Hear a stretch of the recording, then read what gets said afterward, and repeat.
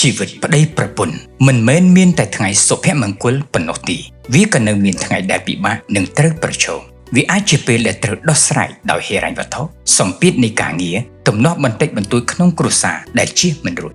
រឿងដែលសំខាន់មិនមែនជាការគេចវេះពីភាពលំបាកតែវាជាវិធីដែលប្តីប្រពន្ធត្រូវហ៊ានតតាំងនិងជំនះឆ្លងកាត់ឲ្យបានឧត្តមស្វាមីមិនមែនសំដៅលើការចេះរកលុយកាក់ដោយភាពប៉ិនប្រសប់ឡើយជាស្វាមីដែលចេះស្ដាប់ហេតុផលនិងចេះចែករំលែកនៅរាល់បញ្ហាជាមួយភរិយារីឯឧត្តមភរិយាក៏មិនសំដៅលើការចេះរៀបចំទុកដាក់ការងារនៅក្នុងផ្ទះនោះទេតែវាជាមិត្តដ៏ល្អម្នាក់ក្នុងផ្លូវជីវិតត្រៀមខ្លួនដើម្បីលើកទឹកចិត្តស្វាមីរាល់ពេលដែលជួបភាពលំបាកអាពាហ៍ពិពាហ៍មិនមែនជារឿងរបស់អ្នកណាម្នាក់តែវាគឺជាទំនួលខុសត្រូវដែលមនុស្សពីរនាក់ជាអ្នករិះគន់និងរួមគ្នាចែករំលែកមានពាក្យមួយឃ្លាបាននិយាយថានៅពេលមានបានអ្នកនឹងមានមិត្តភក្តិជាច្រើននៅពេលមានអាសន្នអន់ក្រមានតែប្តីប្រពន្ធទេដែលនៅតស៊ូជាមួយគ្នាពិតប្រាកដ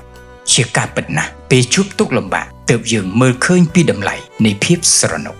ស្វាមីល្អម្នាក់ត្រៀមជាស្រេចធ្វើអ្វីៗទាំងអស់ក៏ដើម្បីឲ្យប្រពន្ធកូនបានសុខសាន្តចំណែកឯភរិយាល្អសុខចិត្តលះបង់ខ្លួនឯងឲ្យតែគ្រួសារបានរីករាយសប្បាយចិត្តនោះគឺជាអត្ថន័យដ៏មានតម្លៃបំផុតសម្រាប់ជីវិតអាពាហ៍ពិពាហ៍ដ៏យូរអង្វែង